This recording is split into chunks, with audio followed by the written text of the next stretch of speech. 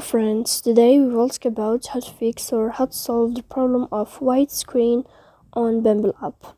To know how to fix or how to solve the problem of white screen on Bumble app, you should just go to settings. In the first, you can go to the window of apps and you can click on Bumble app. Then you can click on first stop and you can click OK. After that, you will enter to the window of storage. Here you can click clear cache. Don't click clear data because that can cause the errors or can delete your account.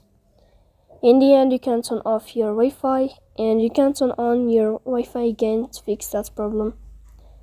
So if it's not working with you, you can go to Play Store and you can update your app.